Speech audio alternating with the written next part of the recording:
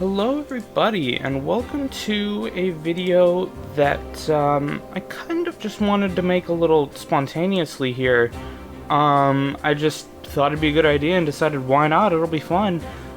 This is a Fire Emblem Fates Conquest unit tier list. I'm going to be ranking all 40 playable characters in Fire Emblem Conquest here from S to D tier.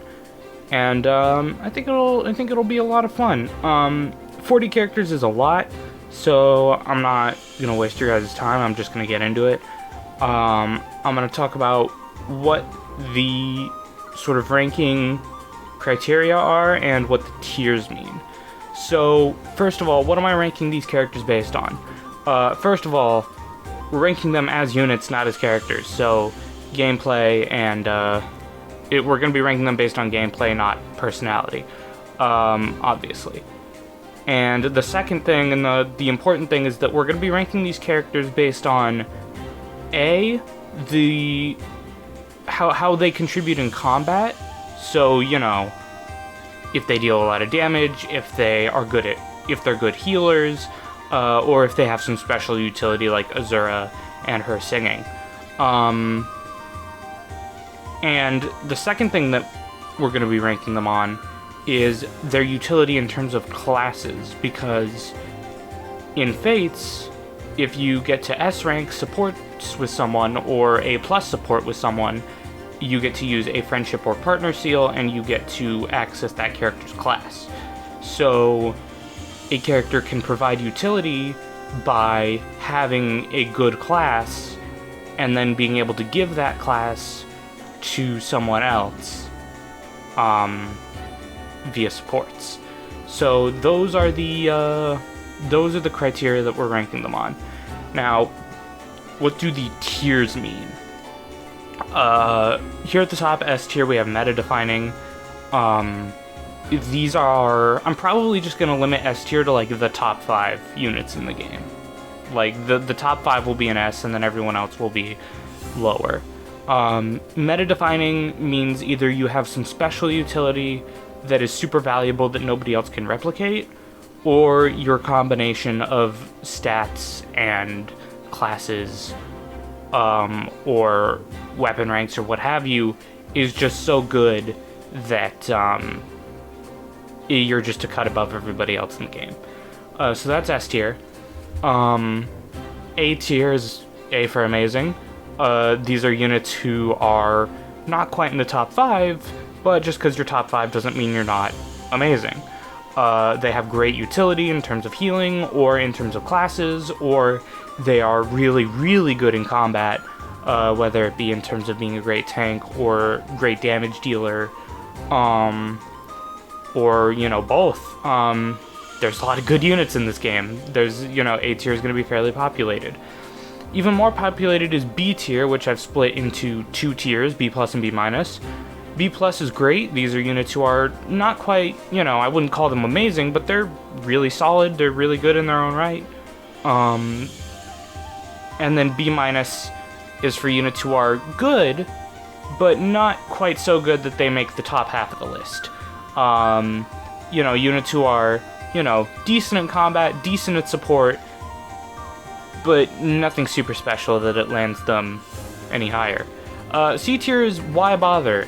As in, this character isn't necessarily bad, but why bother using them when you can use a better unit who's higher up?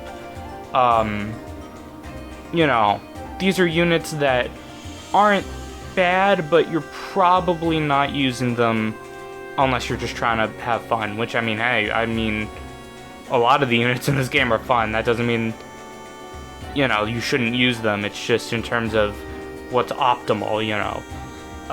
You can certainly do better than the people in C tier. And then D tier is for units who are just plain bad. Again, just like S tier, D tier, probably only going to have a few units. Probably only going to put, like, the bottom 3 in D tier. And then, like, if you're not in the bottom 3, you're probably at least good enough to be in C. So we've gone over the ranking requirements. We've gone over what the tiers mean. We're going to be going in order of permanent recruitment. So we start with Corrin, since they join in Chapter 1. And then the first generation ends with Izana, who joins in Chapter 23.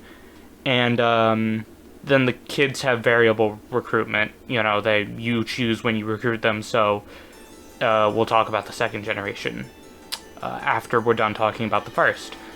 Speaking of recruitment, that is another, actually, sort of ranking criteria, in a way. If you've seen other people do tier lists on, like, other Fire Emblem games, or tier lists on, like, say, Pokemon, like, in-game, like, how good are Pokemon in in-game playthroughs, you'll probably see people talk about availability, which is basically just, you know, there's only so much of the game that you can contribute to if you come late into the game, and the earlier you join, the more you get to contribute, and so early joiners are going to get credit for being early joiners. That does not mean that earlier is always better, but, you know, earlier joiners are going to get some credit for being able to join earlier, and that's especially true in Fates compared to other Fire Emblem games, because the support system in this game is super important. Being able to build supports, and being able to build them quickly, is huge because it gives you access to, well, for one, better stats,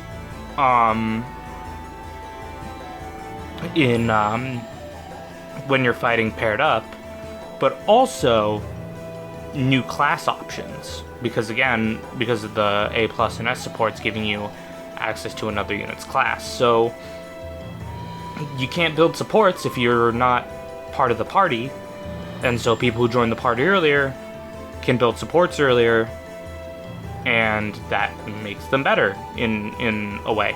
So availability is going to be a factor. So with all that out of the way, with all that explained, let's get started with Corrin. No surprise, both Corrins are in S tier. This is not a surprise to anybody. Corrin is in S tier for a few reasons. For one, they're forced on every map, so you're going to be using them always.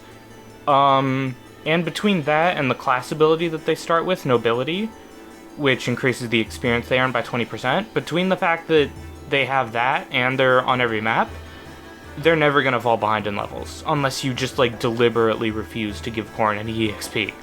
On top of that, Corrin starts in a pretty solid class of Nor Prince / Nor Princess, which allows you to use both the Yato and the Dragonstone being really good for tanking in the early game, Yato being upgraded throughout the game to be a pretty powerful weapon, all things concerned. And, of course, the big thing that makes Corrin really good is classes.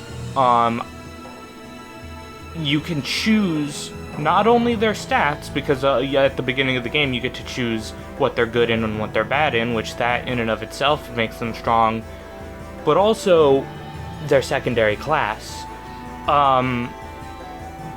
Their secondary class can be anything except for, I think, Villager, Songstress, Kitsune, and Wolfskin.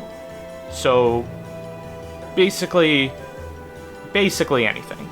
And not only that, but if Corrin reaches A rank with someone of the same sex, they get to use the friendship seal to go into that character's class as well. So that allows for some really unique, really fun builds where you just hoard a bunch of different skills from a bunch of different classes and just do some wild stuff. But Corrin is also an S tier for their utility, because, for one, in Conquest specifically, Nor Prince / Nor Princess promotes into Nor Noble, which gets the skill Draconic Hex, which is basically like the ultimate debuff. And it is super useful for feeding kills to other units. super useful for that. And the biggest form of utility that Corrin provides is that whoever they marry gets access to their secondary class, which enables some wild builds. For example, like Charlotte, if you do like male archer Corrin, you can marry him to Charlotte, and she can get certain blow, and then go back into Berserker, and she just has ridiculous crit and is really accurate, and just destroys everything in her sight. Or if you do female Corrin and like ninja talent, you can do Master Ninja Jakob, and he reaches S rank in shurikens really easily. There's like Tome Fair Leo. There's what else? Like Tome Fair Ophelia, even if you marry into the second gen. There's all sorts of stuff you can do with Corrin's talent, and that alone would put them in S tier, if not for all the other stuff that they can do in terms of actual combat. Not to mention for the early game, because Corrin is like one of your only like very few party members before the route split, and before you get into Conquest proper, Corrin's gonna be pretty overleveled for most of the early game, which makes them like a weird like Jagan-esque character. Like they really easily, like they take very little damage with the Dragonstone, but also the Dragonstone can't double, so it's really good at setting up for kills for like, your Odin or your Effie or, whoever. And yeah, I mean, Corrin's S tier. What more is there to say? If I had to pick one to be better than the other, because they are listed separately here, I would say female is a little bit better than male, just because she gets access to... Well, they both get access to pretty much the same classes through friendship.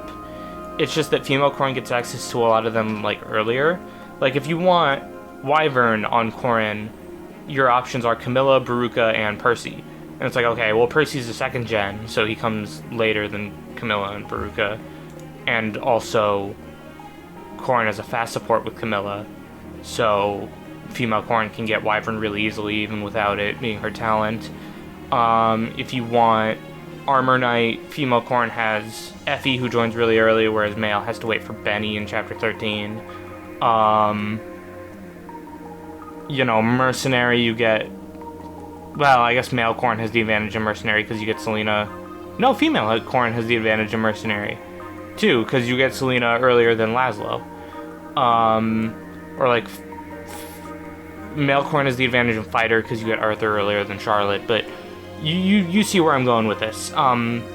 Basically, for most classes, female Corrin gets them a bit earlier than male Corrin, and it allows her to get her build going a little bit faster, but the difference between the two is mostly negligible. They can both pretty much do all the same stuff. It's just that female's going to get to it a bit easier and a bit earlier than male. And... yeah, they're both S tier. Moving on to Felicia and Jakob. So before we talk about these two, gotta point out one thing. Most of you probably already know this, but I gotta say it just to get everyone on the same page. Felicia and Jakob start as promoted units, but unlike most pre-promotes, they gain EXP like a regular unit, and they level up to level 40 instead of level 20. Because of this, they gain access to promoted skills extremely quickly. So for example, if you were to put Felicia, Heart Seal her into Strategist at level 13, she'd learn Rally Resistance at level 14, and Inspiration at level 15, and she would get those two skills way earlier than, say, Elise, who has to level, at minimum, to level 10, then promote, then level 15 more times. So, Felicia and Jakob have a huge advantage in that sense, because they are able to get some really powerful skills way earlier than you are kind of intended to get them. So let's talk about Felicia first. Felicia, she's not amazing, but she's pretty great. Honestly, Felicia, first of all, Felicia and Jakob both, their growths are not that impressive for the most part. Like, Jakob has, like, really good skill and luck, and, like, okay speed and resistance, and, like, decent strength, and, like, but, like, not great magic. Like, his growths are not that great outside of skill and luck. Felicia, also, like, magic and resistance are really good, and luck is really good, but, like, that's kind of about it. Like, her strength's awful, her skill is decent, her HP is pretty bad, but yeah. Their growths are not that great, which is to sort of balance out the fact that they gain skills way faster. Felicia's kind of more limited than Jakob, I would say. Just because she is a magical attacker, and because of that, just fewer classes kind of fit her. And not only that, but because she's fragile, she's just kind of very limited in what she can do. She makes a good healer because of her solid magic, and, you know, having a good early game healer whose heal for a lot is pretty nice. And even though her strength is pretty bad, she still provides utility from the get-go with debuffs. And then, by the time you get to Chapter 12, you get the Flame Shuriken, and she can use that to deal magical damage with permanent 1-2 range, and that's pretty good. Or, alternatively, you can early Heartsteel her into Strategist and get really early Rally Resistance and Inspiration. Inspiration is just a good skill in every situation. Rally Resistance, pretty situational, but when you're in the situations where it's useful, it's pretty good. The problem is you have to get her married to someone if you want a better magical option than what's in her base kit with either Maid or Strategist.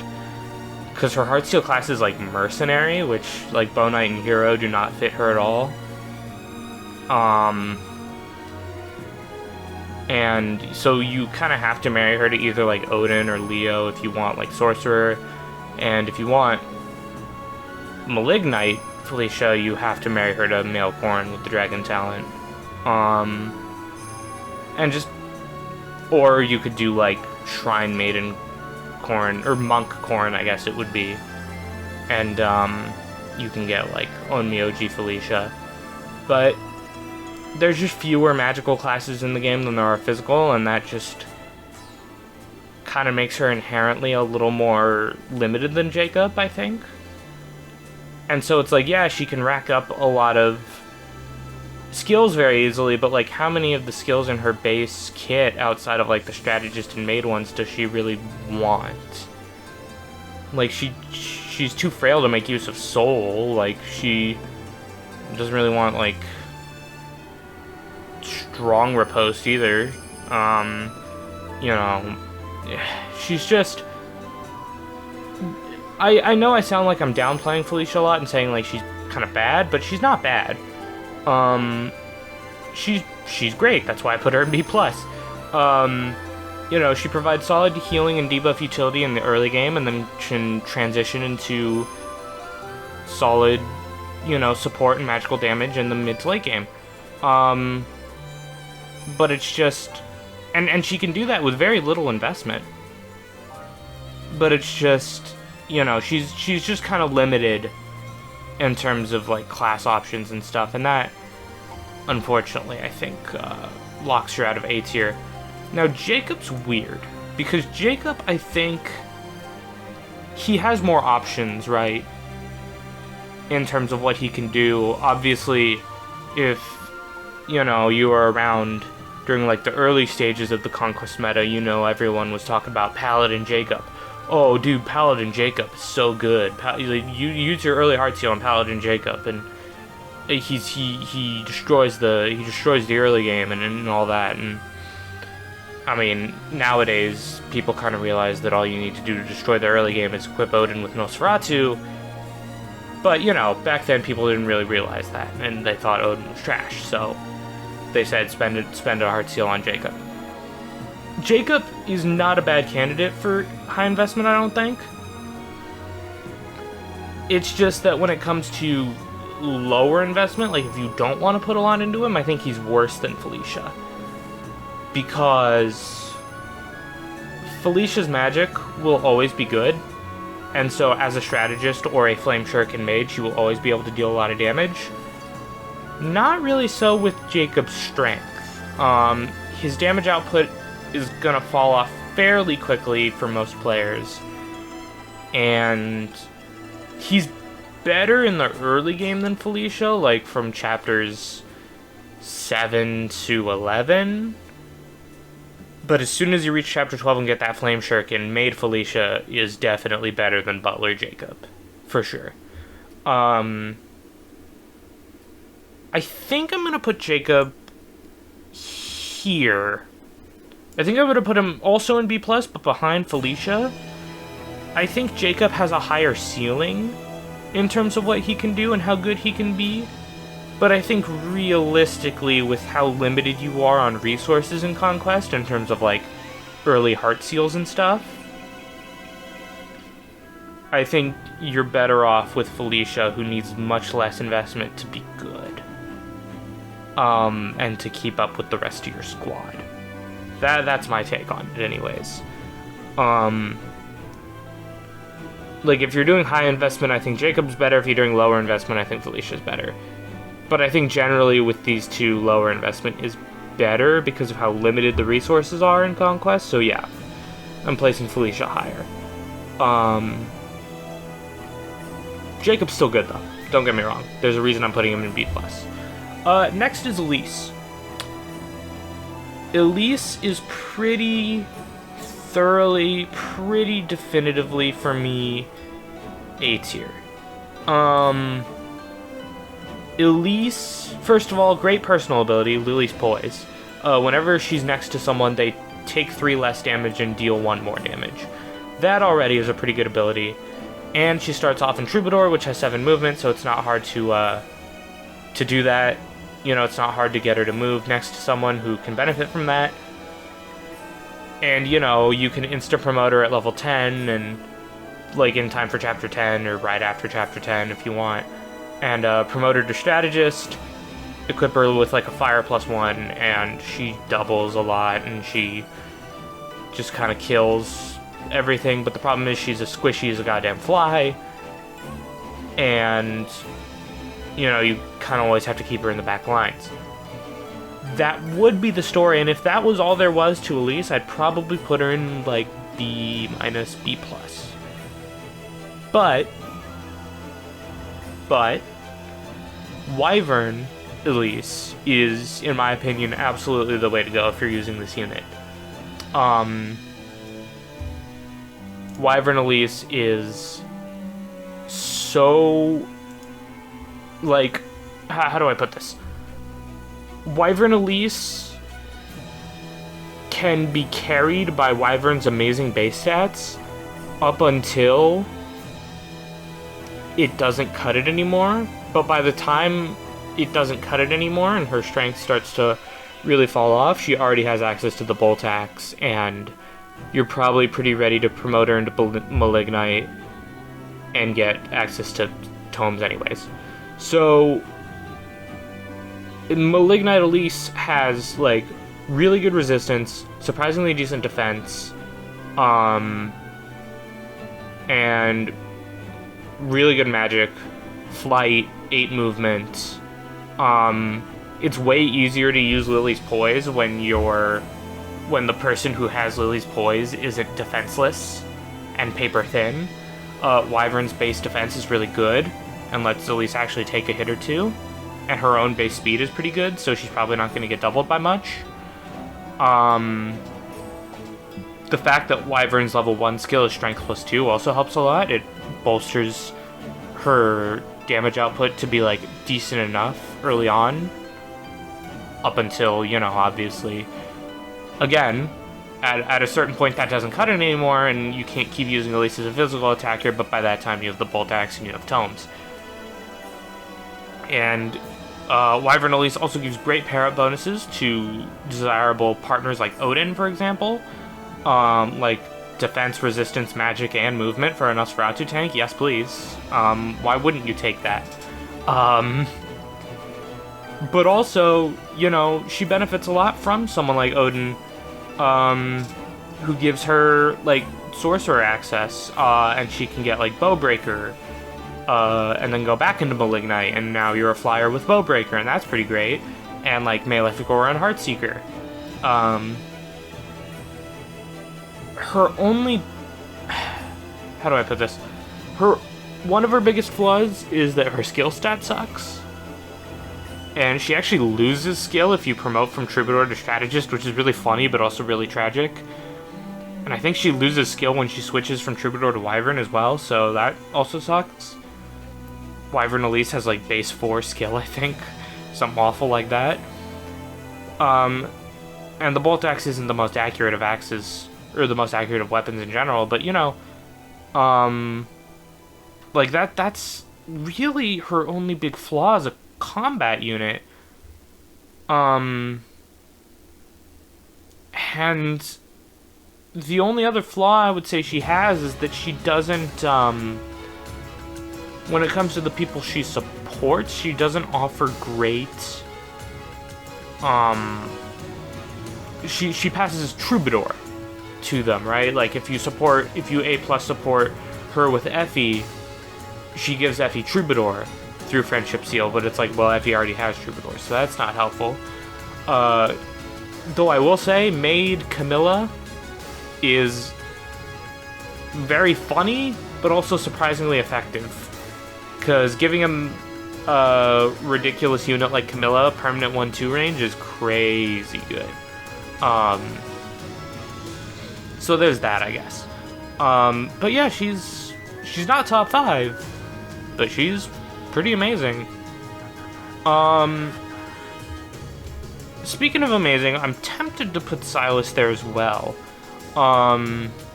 Silas is a unit who can kind of pretty easily carry you through the early game, and then past that you can either just decide to stop using him, or you can invest more into him, in which case he becomes really good.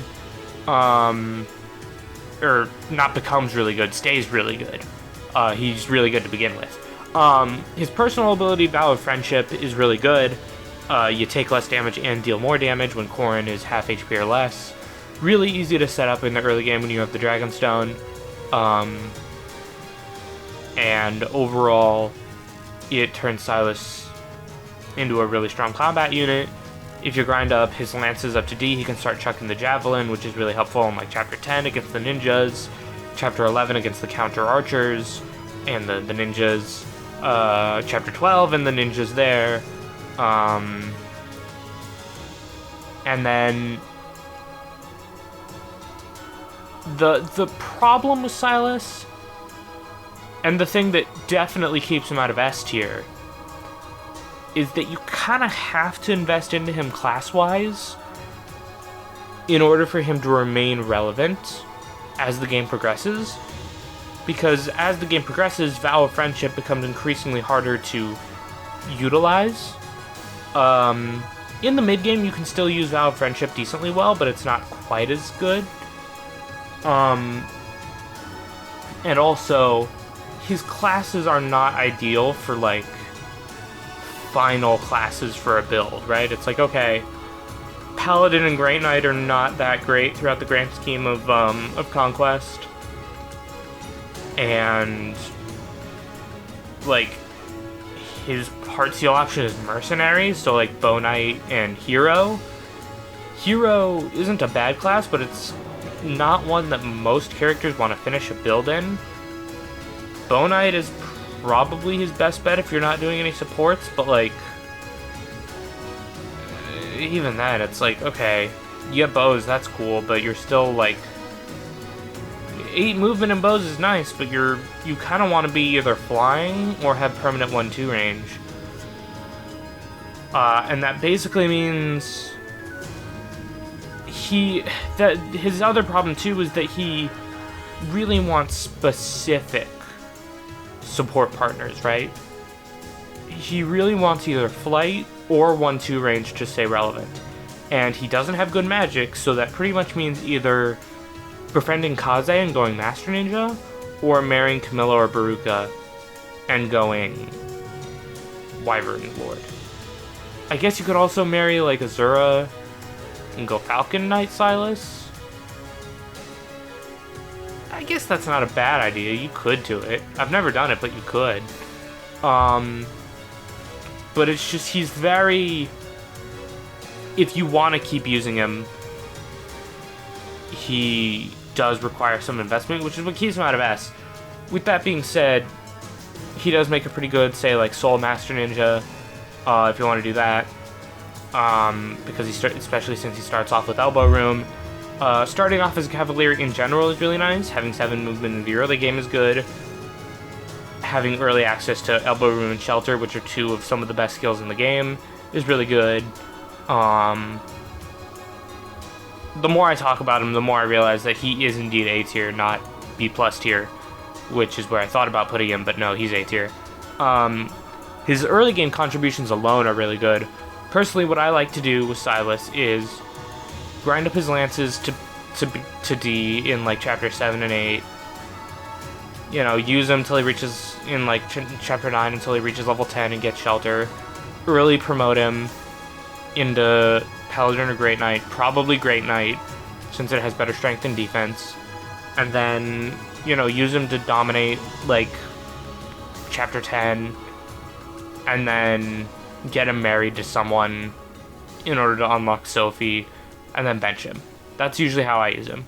But even then, it's like, okay, you invested in an early Master Seal, if that, and what do you get? You get a unit who carries you through the early game and gets you a pretty solid child character.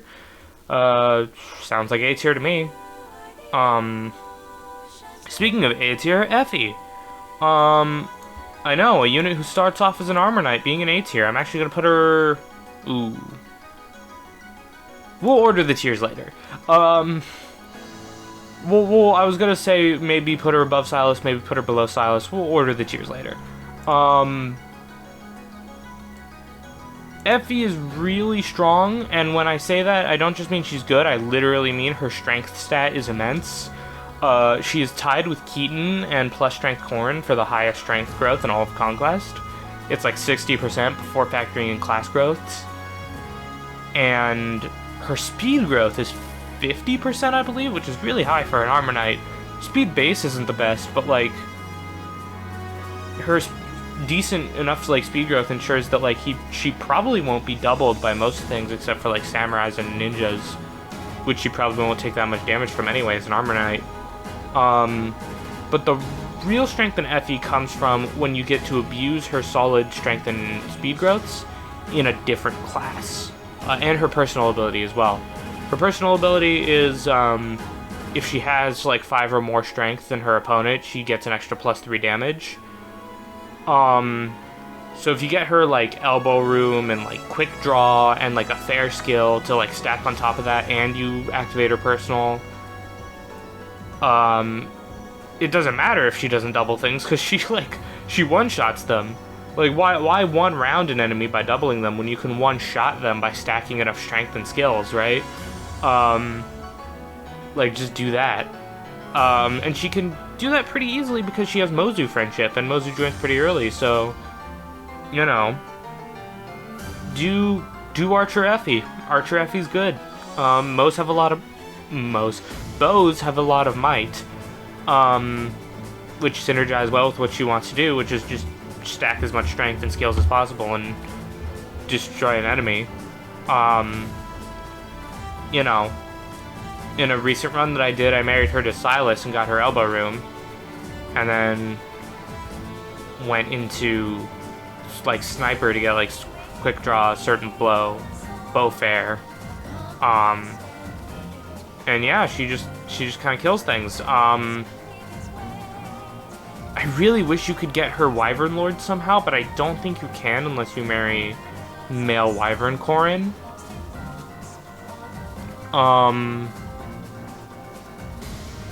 Or alternatively, you could do Maid Effie, which is kind of funny, but also like, hey, permanent 1-2 range is pretty great, so I'm sure someone's made it work.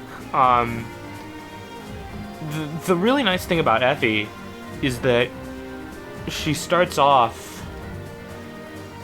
in a class that isn't great for most of the game, which is Armor Knight, but Armor Knight is pretty good in the early game, and then by the time Armor Knight starts to become not so good, you get, you're probably finishing up some of her supports with like Arthur, or Mozu, or Silas, and you can get her into like Paladin, or Sniper, or Berserker, or something like that. And it's like, okay, that's a lot better than like General, or even Great Knight. So yeah, Effie's really good. Her fellow retainer Arthur, on the other hand, not nearly as good. I'm gonna put him in C. Arthur is a very funny unit, and I'm not just talking about his personality and his looks.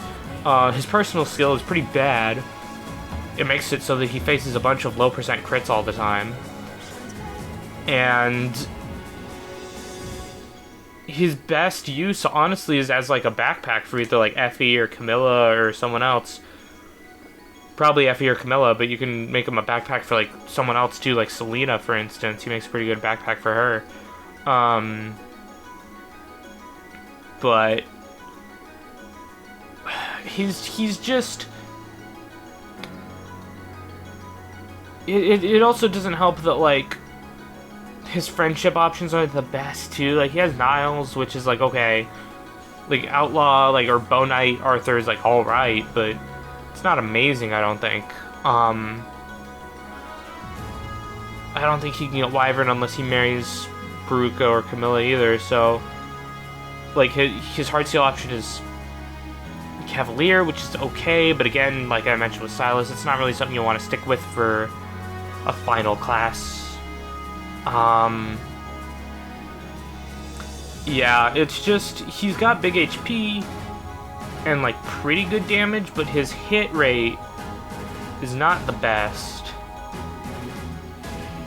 And his speed is not awful, but it could be better. So like, he could potentially face some doubles, like, from samurais and stuff, and it's just not a great look for him. He's not bad, but there's a lot of better options, for early game units. Speaking of better options for early game units, Mozu. Mozu's amazing. Mozu's amazing for a few reasons. For one, she has really good utility. Whoever she marries, as well as, you know, potentially some of her friends like Nyx or Effie, gets access to Archer. Archer's really good, partially because bows are really good in general, but also, pretty much every unit in the game, most units in the game at least, enjoy having quick draw and certain blow. And she gives her friends and her spouse access to those. You know, you can do Sniper Niles, Sniper Effie,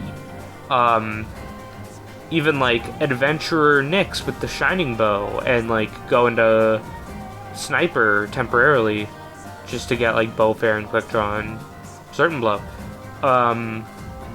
Just a really, really solid unit in terms of utility, because she gives a great class option to so many people.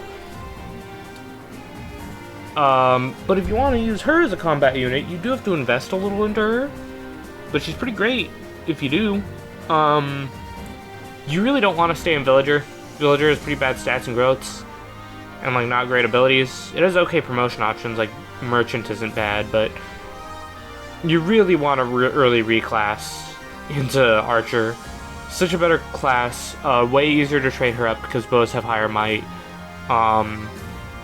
Way easier to train her in her joint chapter. Way easier to use her in chapter 10. Chapter 12, for example. Just Archer Mozu is so much better than Villager Mozu. And she gets access to really good skills like Quick Draw.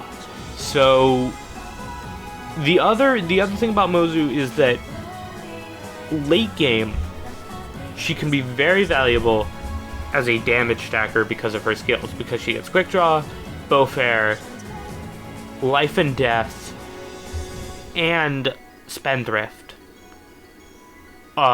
All in her base class set without having to get any friendship or marriage. And that's pretty insane. That's a plus 29 points of damage stacking from skills, by the way. So like if you're using a bow and you're attacking on player phase and you have gold bar in your inventory and you have life and death equipped, like that's plus 29 damage on a unit who is really accurate because of her high skill and luck, and she's gonna double because of her high speed. Like Kinshi Knight Mozu with a huge damage stack, it's like, okay, I have an 8 movement flyer who's gonna double everything and gonna hit everything and deals a ton of damage. Yes, please. She's also a really one of the best first generation Takumi killers, I would say, for endgame. So yeah, you can do it with like some other kids too. Like mostly the second generation is gonna be the best at Takumi killing. It's like Corrin, Mozu, maybe Camilla, and then the second gen. Like a lot of the second gen are gonna be like your Takumi killers for like one turn clears of endgame with like rescue and stuff, you know? So Mozu gets A for all of that stuff. We're going to continue populating the A tier because we have Odin. So Odin, like I mentioned before, when the game came out, a lot of people said this guy was trash.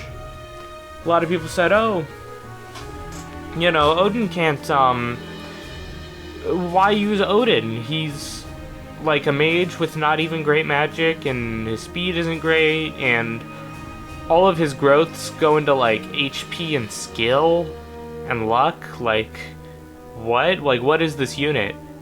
Like, he's not super resistant either. Like, he's got weirdly a lot of strength for a mage. Like, his alternate class is samurai. It's not even troubadour, so he doesn't even get stabs. Like, what the hell? A lot of people said, yeah, Odin, like, bottom 3 unit in Conquest when the game came out. And that's because people didn't realize that even though it was heavily nerfed, Nosferatu's still really good. And there's actually nobody better at using Nosferatu than Odin. Odin,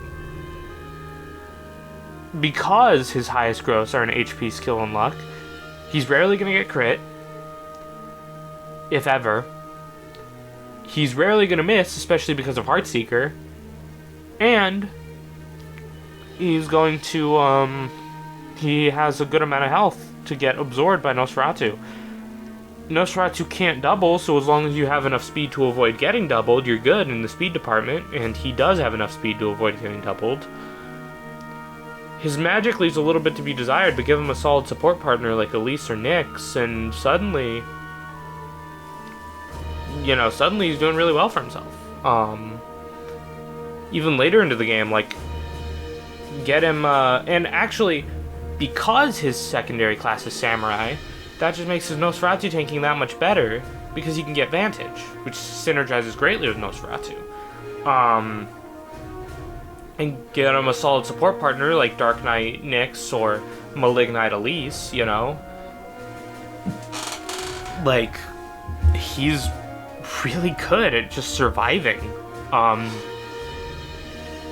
He joins a little underleveled, which is a little unfortunate. He doesn't do super great in his joint chapter, But Chapter 10, infamously very difficult chapter, he solos like the entire left side with like a Malignite or a Wyvern Rider Elise pair up, or even a Troubadour Elise pair up, or a Dark Mage Nyx pair up.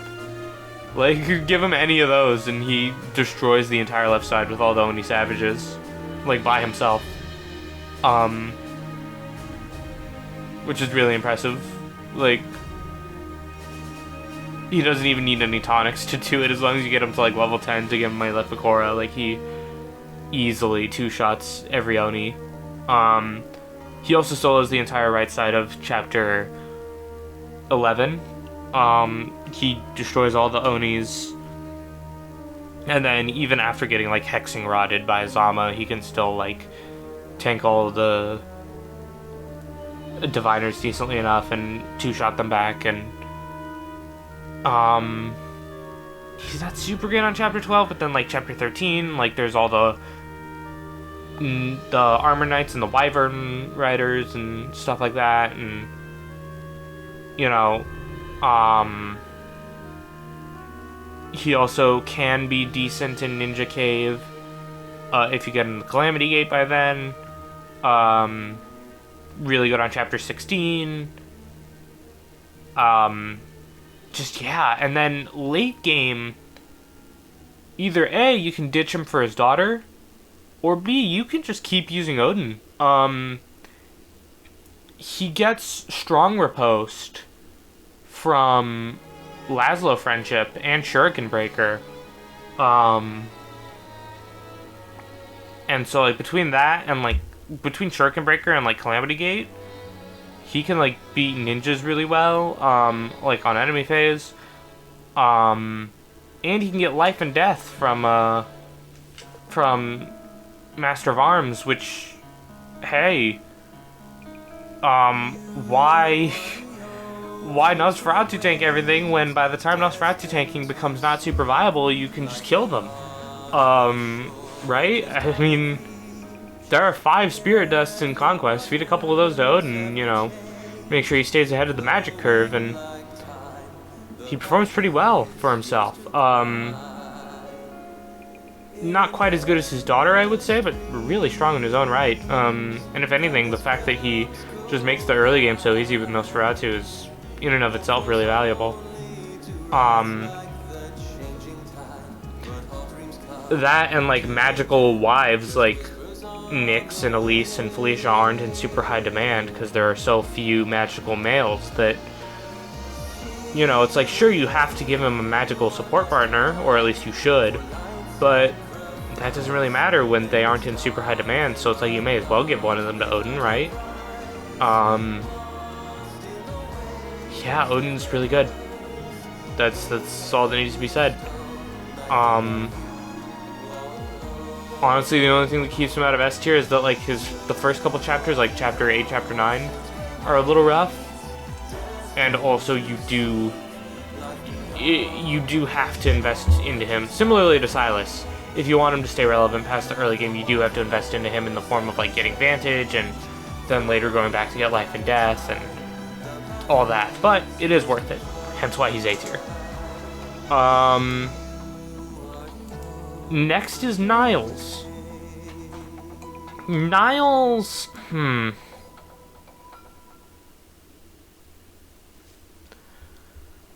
do I put Niles in meta-defining because of capturing? No, I don't. So here's the deal. As a combat unit, Niles is like B- tier, right? Because, like, he's this theoretical anti-mage unit because of his great speed and res, but also, like, his strength isn't the best, and, like, he always faces weapon triangle disadvantage against mages, which kind of sucks, and, like, his skill isn't bad, but it's not amazing either, so he can have some accuracy issues sometimes. He can promote into adventure and use the Shining Bow and stuff. Or promote into Bow Knight and just be like a really high movement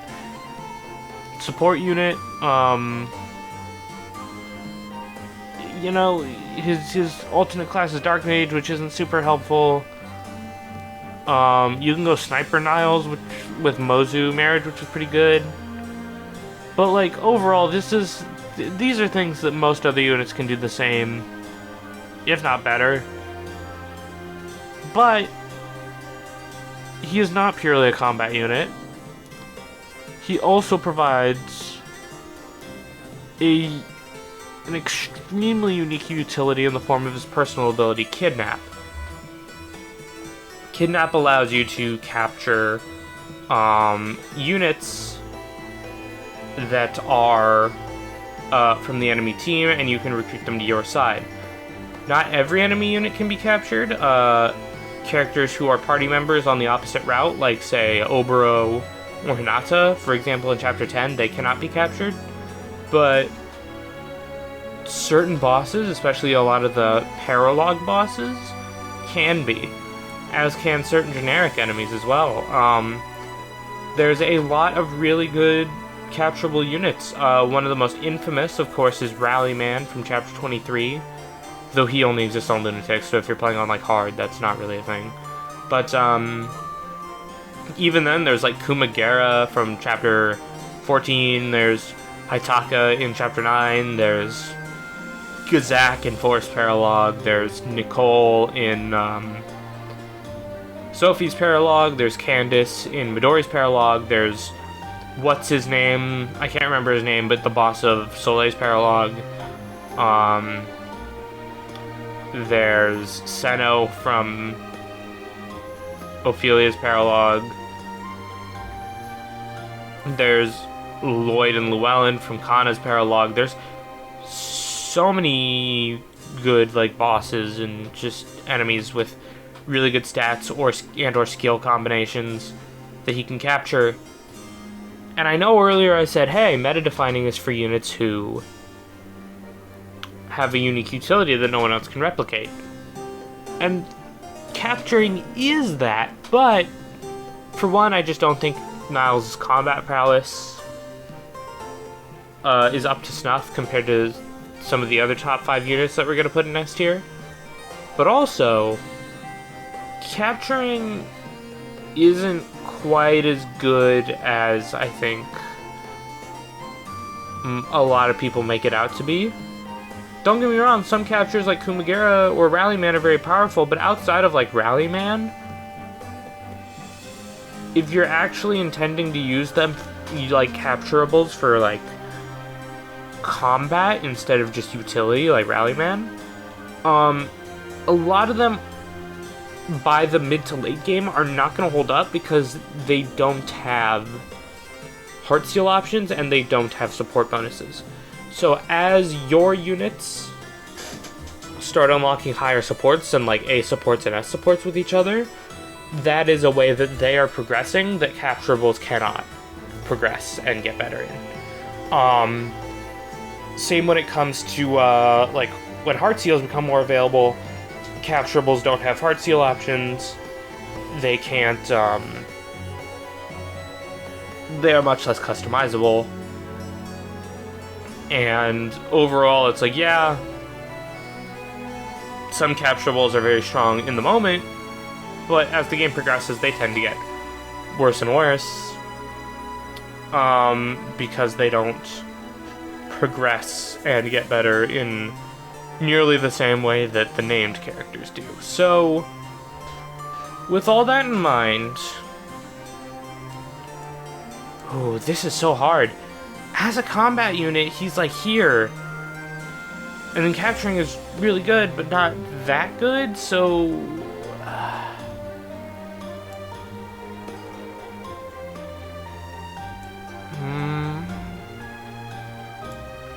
We'll put him in B+ for now. He'll probably end up at like the top of B+ by the end of the list, but for now we're just gonna leave him... I'll put him there. Capturing is good, but it's not that good. And same with Niles' combat capabilities. He's good, but he's not that good. B+, I guess. Azura. She's the dancer. Or, in this case, she's the singer. she can give up her turn to allow someone else to act again. That's amazing. S tier. This surprises nobody. Dancing is super useful, obviously, or singing, as I should refer to it as, because that's what it is in this game. Singing is super useful, and with, like, Shelter, you can sing multiple times in one turn, which is really, really useful. It's, like, vital to endgame clears, it's vital to, like, skipping Chapter 20 if you want to do that. Just so useful for repositioning, for killing enemies really well, it synergizes really well with certain personal abilities like parries. It synergizes really well with player phase abilities like quick draw. Inspiring Song is also a really good utility, being able to buff an ally's speed by 3 alongside something like Rally Speed or Laszlo's Fancy Footwork. That's really good. I'm putting her below the Corrins because I think Corrin's utility of being able to choose their class and give their spouse that class as well, I think that is a little... like, that plus Corrin's actual potential as a combat unit puts them above Azura, I think. So Azura, yeah, goes in S, but I think below the Corrins.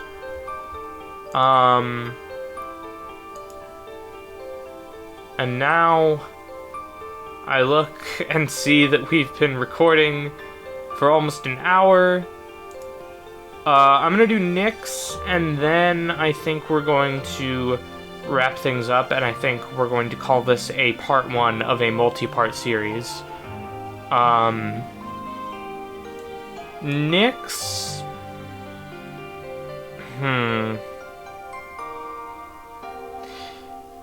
I want to like Nyx, I really do.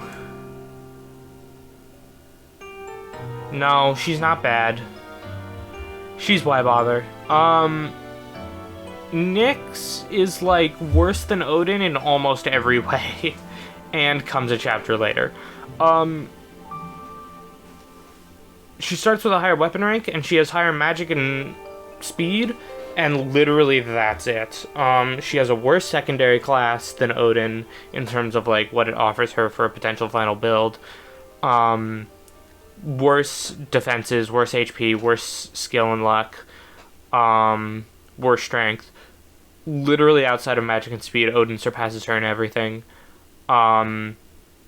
She's super frail, dies to everything. Yeah, Nyx is not great, but she's saved by the fact that with high investment, she does become pretty not bad. In particular, Mozu friendship actually does a lot for her. I actually think that if you're gonna use Nyx, the best way to do it is to, like, early Heartseal her into Outlaw, and then grind her bow rank all the way up to C rank by the time you beat Chapter 13, and then you can buy the Shining Bow. And then get Mozu friendship so she can get Quick Draw, Bowfair, and Certain Blow. And then put her in, like, Adventurer. So then she has, like, staff utility, and also she hits, like, a truck on player phase, and because of Certain Blows, super accurate. And she hits on magic damage, and most enemies have higher defense than resistance, except for, like, ninjas and stuff, so... yeah, Mozu.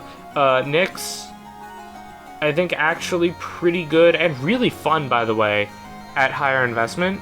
But she kind of needs that high investment to be good, and without it, she's just like a worse Odin, worse than Leo as well. Yeah, she's not great, but I think she's a little bit better than bad. I don't quite think she's bottom 3. shoot, she might be bottom 3. Actually, now that I think about it, we'll save that for later. We'll save that for later. I think for now she can go like bottom of C. She's not great, but we'll put her in bottom of C for now. And as you can see, as the tier list is shaping up, we see that there are a lot of really good units in this game, honestly. A lot of units ending up in A tier. And that's just generally how it goes in this game. But then again, we are covering a lot of the early joiners, and early joiners get the boost from availability, so that's part of it. But yeah. So we've been going for about an hour now. And we've gotten through how many units? 1, 2, 3, 4, 5, 6, 7, 8, 9, 10, 11, 12. There are 40 in total, so we can probably, I think, do this in 3 videos? Do this whole tier list in 3 videos? I think that sounds about good. So yeah, this is it for part 1. Hope you all enjoyed, and stay tuned, because I'm probably gonna upload all 3 parts of this, like, back to back. So yeah, hope you all enjoyed, and stay tuned for next time when we start with Camilla. See you all then.